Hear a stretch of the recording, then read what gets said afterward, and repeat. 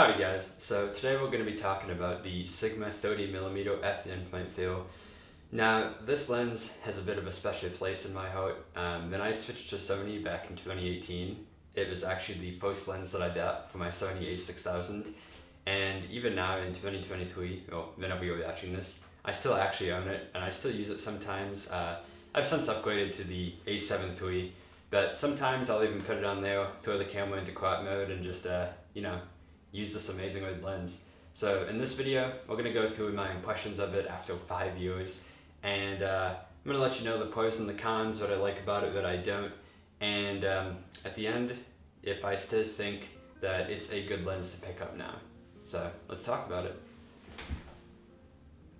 So first up, one of the main reasons I actually ended up buying this lens back in 2018 is just the size of it. I mean, obviously, the a6000 is a tiny camera, so I wanted to get a lens that would match its size. Even with the lens hood on, as you can see, if I can get it on. Even with the lens hood on, this thing is pretty compact, and then when you take it off, I do believe it measures about 2.9 inches, which I think is about 7.5 centimeters.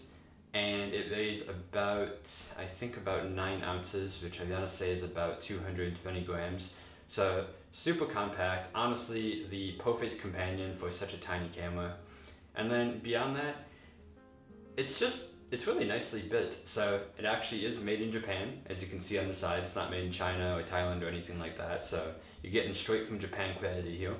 The lens barrel itself is made out of a bit of a mix of metal, just a little bit, and then a material that Sigma calls APS-C. It's some sort of like plastic polycarbonate mix thingy, but I haven't had any durability issues with it in the long term. I have dropped this thing a couple of times. I've knocked it against like rocks and concrete and stuff, and I've even taken it out into many like Wisconsin snowstorms and some rainy conditions.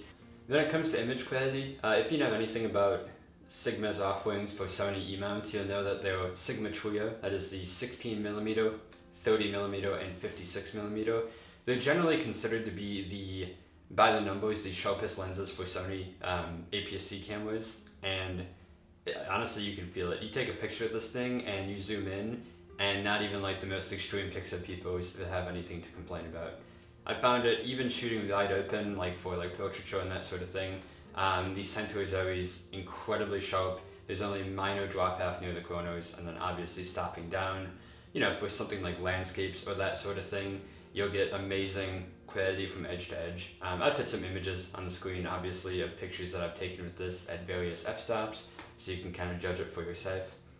And then beyond that, when it comes to optical flares such as distortion, CA, that sort of thing, there is a little bit of chromatic aberration when shooting wide open. Like if you take pictures of, let's say, leaves against a sunny sky, or perhaps like the shiny like metal of a vehicle, you will definitely notice a little bit of fringing. I found it's typically easily fixable in post-processing, so not that huge of an issue. And then distortion, with it being a somewhat wide-angle lens, there is some moderate distortion. I've found that typically you can fix it in post-processing, but it might be noticeable if you're shooting extremely straight lines, like say in architecture or something like that.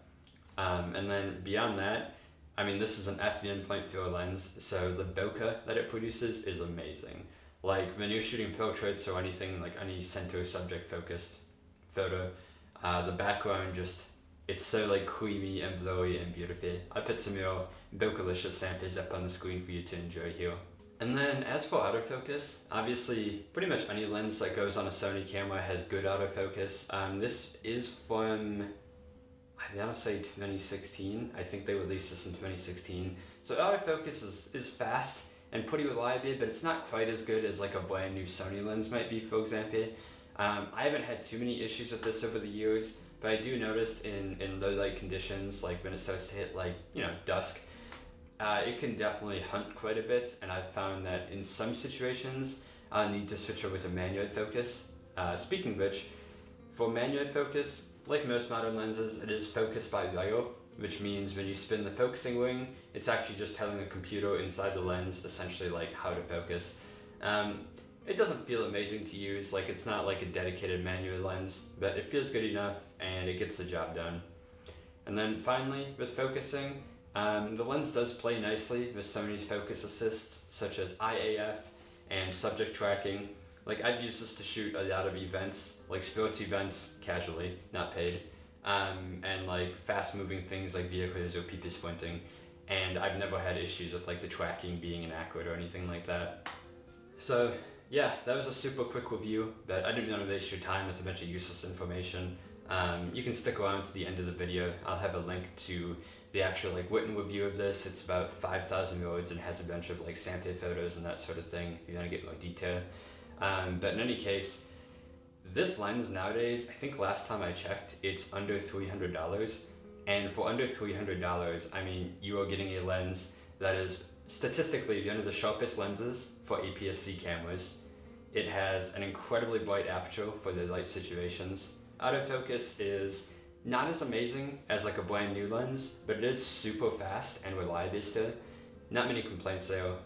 Build quality, like I mentioned, this thing is solid, trust me. But yeah, I really do think that by pure value for money, if you're looking for a prime lens that has a versatile focal length and just hits all of the correct points, the Sigma 30 is kind of the way to go. But yeah guys, if you like this video, feel free to like it, subscribe, and then finally, if you want to support the channel, I do have an affiliate link down in the description. Feel free to click that. If you buy this lens through the link, I get a tiny commission at no extra cost to you, and you know, it helps me do more of these honest reviews. So yeah, thank you so much guys, and have a great day.